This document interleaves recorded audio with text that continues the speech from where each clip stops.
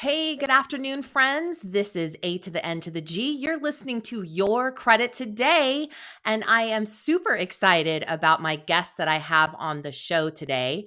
But of course, before I let him speak his mind, I have to do a little business. If you have not subscribed to this show, hit that subscribe button and tell all of your friends and family about the amazing tips and information that you're learning from this voice here.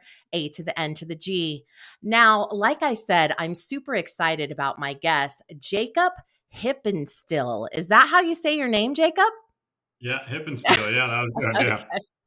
Okay, I wanted to make sure. He is a consumer attorney licensed in Arizona. He's a partner and the director of litigation at McCarthy Law, PLC, a national law firm that focuses on fighting for the little guy. McCarthy Law fights for justice by suing banks, debt creditors, and collectors and credit reporting agencies for violations of consumer protection laws. Welcome to the show, Jacob. I'm so excited to have you. Yeah, thank you very much for having me. I'm happy to be here and be able to talk about this shared passion that you and I both have.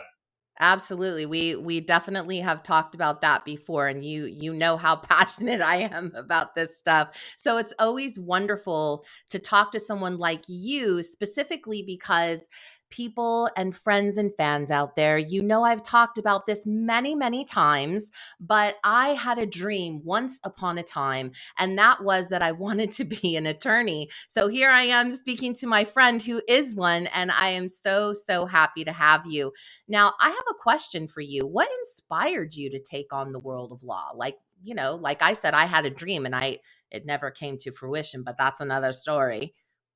Yeah, yeah, no, that's good. You know what? I tell this story that when I was 5 years old, I want to say this was kindergarten. I told people that I wanted to be a lawyer, and if they asked why I wanted to be a lawyer, it was so that I could wear a suit every day. I had no idea what a lawyer did, anything about it, but I wanted to wear a suit every day. So, I love um, it.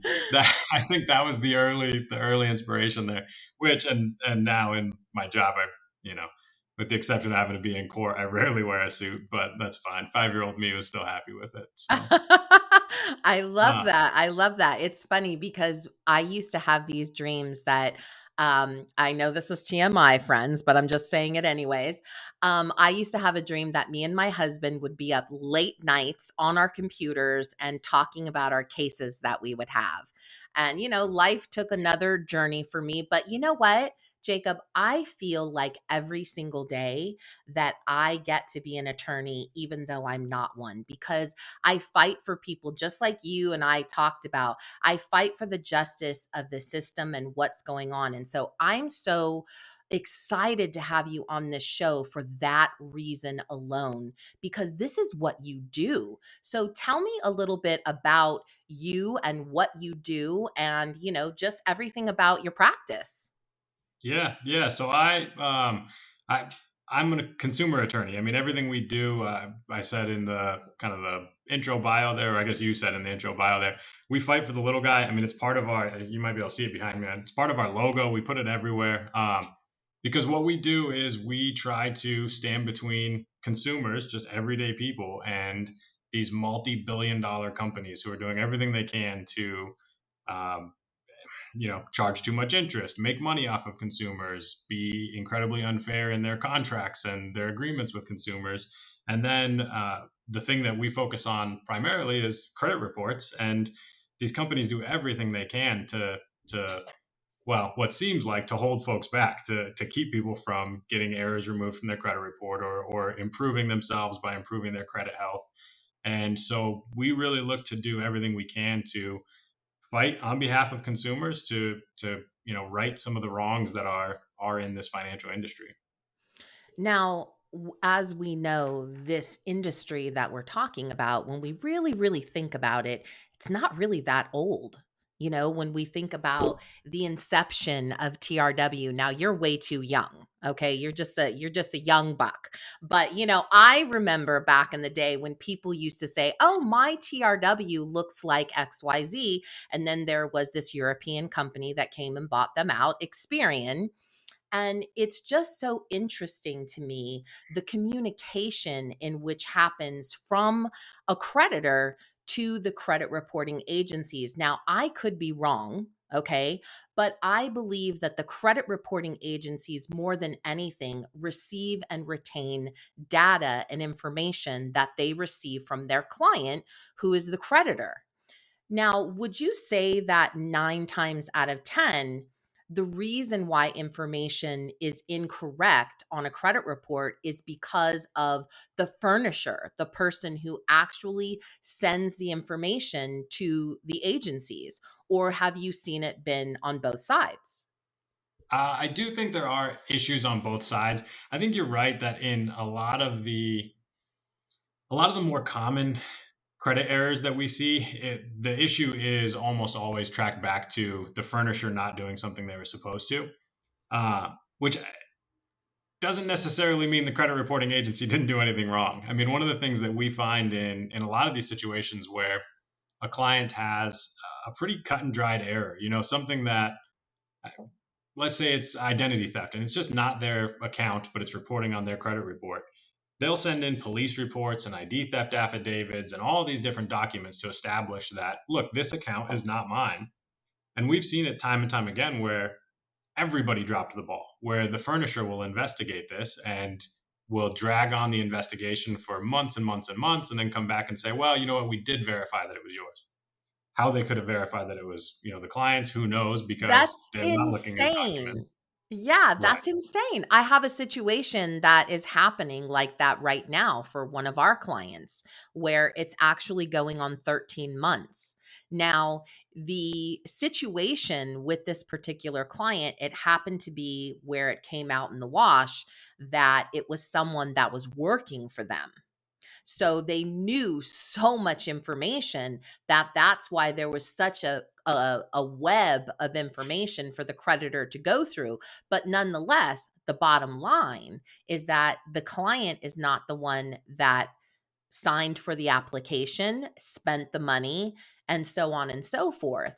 So it's just insanity to me that someone would have to spend 13 months out of their time fighting a creditor and being damaged severely by the fact that this particular furnisher or bank refuses to really do anything. And I think that the higher ups, the people, the president, the executives, the people inside the bank, I always say to myself, if they really knew what was going on with their employees and how they're just like, I don't want to call anybody out of their name, but they're just not doing their job, is really what this comes down to, right? Right, right. Well, and I think part of it also is that the incentives for the bank, for the credit reporting agencies, aren't in place for them to actually do a good job. Ooh, that's a good point. Think Incentive, with but especially like the employees of a bank who are reviewing disputes. I'm sure they're not bad people, but I'm sure that they have requirements where they have to get through a certain number of disputes in a certain amount of time. And we've taken those people's depositions before and we've got them, under oath. How many disputes are you supposed to deal with per hour or per 10 minutes? And some of these, I mean, they have to get through 6 disputes in 10 minutes. How could they wow. possibly even read a dispute letter and look at any supporting documentation in that amount of time? They can't. And so, it's the higher ups there that are setting this up for failure. That these people can't actually do good work, and the consumers are who gets punished for that. And it's like we say, it's just not fair. We try to. That's exactly why we try to fight for our clients in that regard because they didn't sign up for this. They don't want these errors on their credit report and maybe there's nobody, the evil genius twisting their mustache trying to figure out how to keep people's credit scores down. But the whole system is set up in a way that they're not able to review the disputes, correct the errors, and do what's right by the consumers. Wow. That's really mind-blowing at the end of the day when you think about it. It's about production and it's no longer about customer service. I mean, customer service or, making sure that you're doing right by the people that are actually, making sure that you get a paycheck every month, Right. nobody cares anymore. It's just, everything is a number. And that's Well, pretty and the much sad thing about the customer service is that if you think about the credit reporting agencies, their customers are not consumers, their customers are banks. And so if it comes down to, do we believe a consumer who sent in all this documentation, or do we believe our customer who spends millions of dollars to be able to put their, their credit reporting information to furnish their information on our credit reports? They're going to lean in favor of their customer, the bank, of and course. that's why I say, I mean, it's the errors are on all sides, especially in cut and dried types of errors. You shouldn't. I mean, by sending a police report to a consumer or a credit reporting agency, or by sending a ID theft affidavit, the account should be removed from your credit report. It shouldn't even take, the egregious example that you gave of 13 months of investigation. It shouldn't take 1 month. The credit reporting agency should be able to look at that and say, "There's a police report. I got to get it off the credit report." They don't. They don't. Yeah. They're acting in the best interest of their customer, the bank. So Well, and then also on the flip side of that, do we have the wonderful world of real fraud to thank for that as well? Because at the end of the day, how many people say, "Oh, I never used this credit card," or "Oh, this isn't my account," when, it really is their account, it really was the money that they spent. So, it's kind of one of those things where it's, 50% sometimes I think they're thinking, well, maybe this really isn't fraud, but they yeah, don't get to make that decision.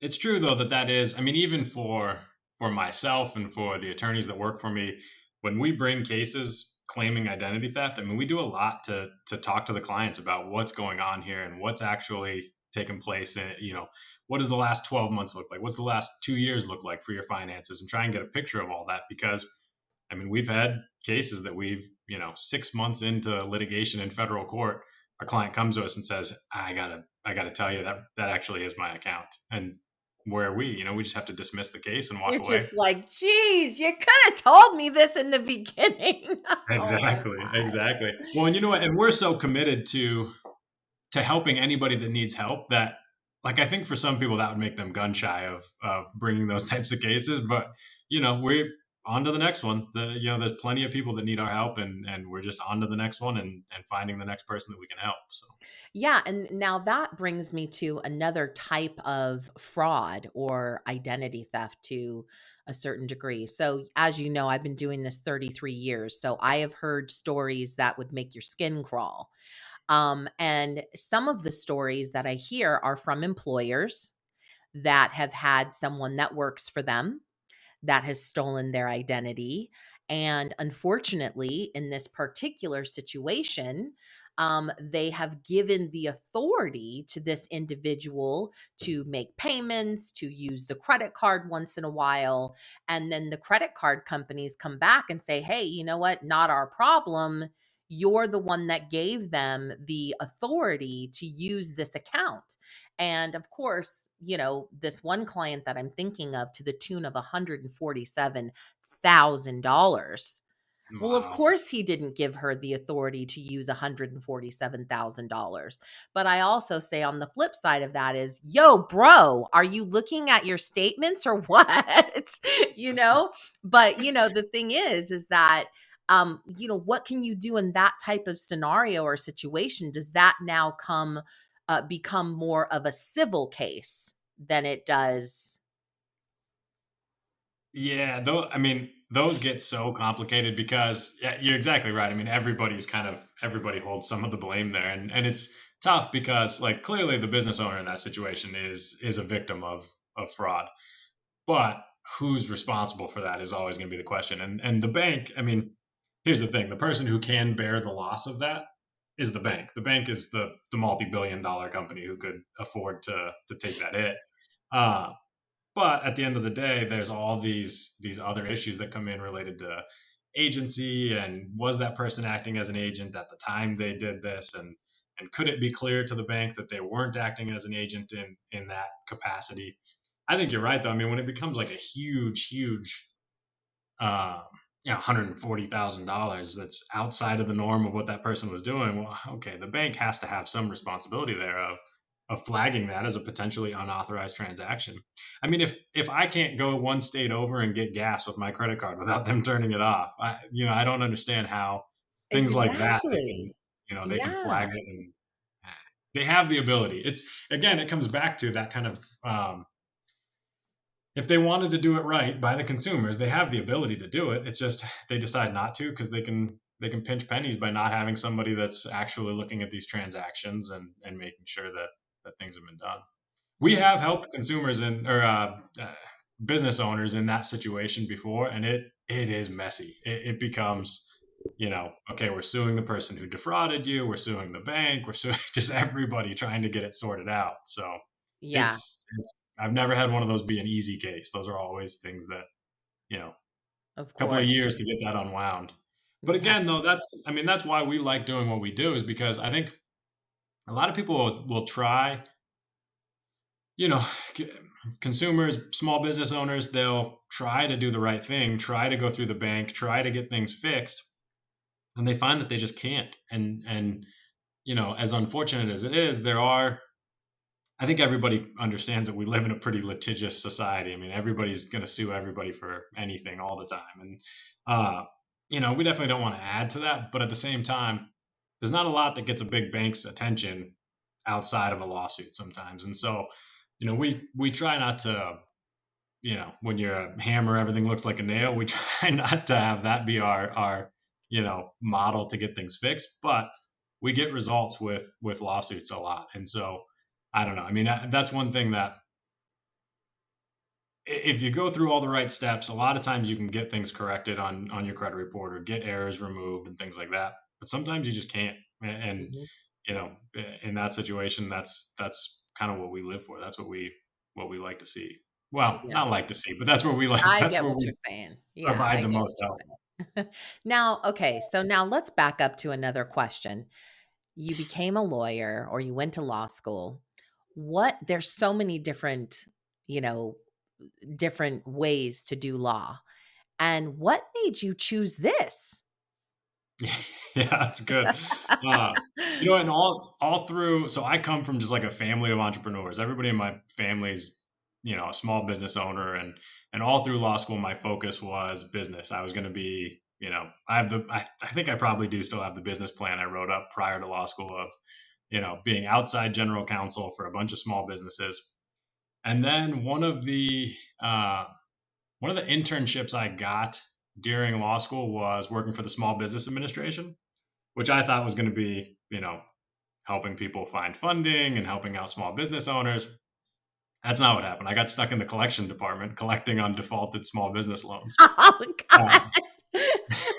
and so there's there's nothing that quite gives you the appreciation for what I Oh do now, the, man. the That consumer that had to practice. be tough. That had to Yeah. be tough. Yeah. And the worst part of it, so this is actually another wrinkle of it that I forget a lot, but so the specific loans that I was collecting on were disaster relief loans. So everybody I was calling just lost their business to a hurricane and can't pay, Oh. and they lost their house, and now I'm trying to get money out of them, or trying to garnish their wages when they just bounced back and got a job again. And it was terrible. I mean, I came home every day telling my wife, like, I think I'm going to quit. I don't think I'm going to do it anymore because this is just awful. Uh, but I stuck that out of the Small Business Administration and came out of that and came out of law school thinking I want to help people, not businesses, not banks, not lenders. I want to help people, and coming into the role I'm in now, that was like the perfect fit because we at McCarthy Law we're all about. I mean, this is probably the fourth time I've said it, but we're all about fighting for the little guy, and that I have to say that feels great. It's one of those things where there's lots of ways to practice law. There's lots of different, roles within the legal industry. But helping consumers is one that is, I think, often underappreciated. Yes.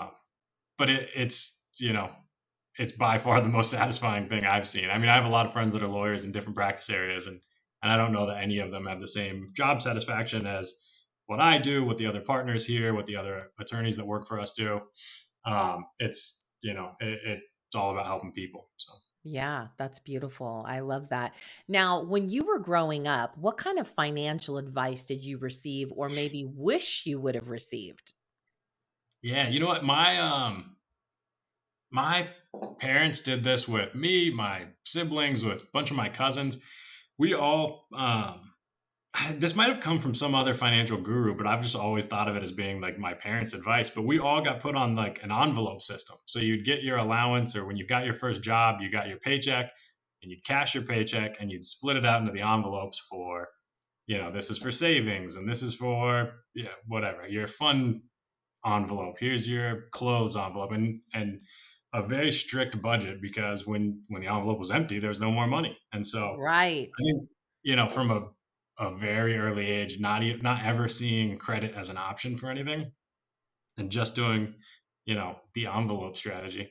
I even had, I mean, like in law school, getting student loans to cover, expenses and all that. I had a spreadsheet where I spread it like, this is for books, this is for tuition, this is for, every cent of it. Um, yeah, and I've told that to other people now. Anytime, even clients and stuff, if they're saying they have issues keeping their budget under control, I go back to it and say, well, get yourself a bunch of envelopes and start labeling them, and, And and it works. that's really good because that's a tangible approach. And now, as we know into the future where we're at right now, I was just talking to a young lady yesterday about how she has all of her credit cards and information on her phone. So, there is no more cash or writing a check, or even though there is, okay? But I'm saying in these generations, these new generations, these, these kids or young adults, I should say, don't use the system the way maybe we have used it in the past.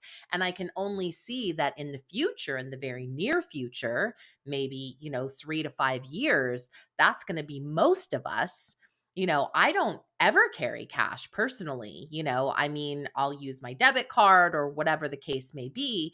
And of course, because we're in the business that we're in, we're ultra conservative and always thinking about it. And by the way, kudos and snaps up to your parents for teaching you that envelope system, because that was so valuable. One of the things I tell everybody is that it is so ultra important to teach our children and the youth about this information, because too many people don't grow up with parents like you did, Jacob, who taught you the values of money, finance, and credit.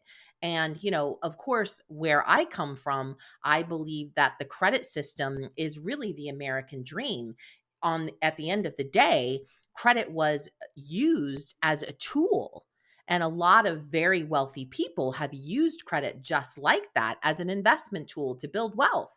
So when we understand how to use it as that tool, then it becomes just that. And it's not a means to have extra money. So it's amazing that you had that experience so that it taught you to never be in debt and to never take on more than you can chew, so to speak. So I'm glad Right. that you're sharing that with the people that you love and the people that you get to lead. That's amazing. Now, can you tell me a little bit about the best advice that you ever received from someone, and how has that helped you in your career or investing in your future? Yeah, that's good. I played sports always growing up, and I had a coach one time say, this has been applied to everything in my life since then, but that it's supposed to be hard when you're learning new things, when you're trying to grow. It's supposed to be hard. That's the point. That's you growing. And I think that's like a perspective that I think I try to pass that on to people. My kids now, I try and pass that on to them, because I think it's growth is uncomfortable. Any kind of development is uncomfortable. Learning things is uncomfortable. Being bad at things because you're new at it is uncomfortable. But that's the point. It's supposed to be hard, and I think that mindset shift of, this is hard, I don't want to do it, to this is hard, that's why I'm doing it, I think is Mm. you know that's gold. That helps you in everything, because it shifts that mindset to, something's happening to me, or I'm growing right now. That's why I'm feeling this, is because I'm doing something. Absolutely. Something that I heard someone say one time, is something happening to you or is something happening for you? Yeah, It's kind of like what you're saying. So I yeah. love that. And I love that coach. How old were you when you heard that? Maybe 12 or 13, pretty young. I mean, it's the kind of thing where, like, at the time, I don't think it had the effect that it did later in life, looking back on it, thinking like, oh, right, that's what he was Yeah. talking Yeah. And that's really good because I tell people a lot. One of my things was my fourth grade teacher. And we would used to say, Mr. Ferguson, do we have to do that? And he was such a morbid guy. He would say, friend, the only thing you have to do in life is die. So remember that. And it was just like, okay, about. okay. And you're in the fourth grade and you're thinking, wow, that is the answer. To a bunch of fourth graders. That's great.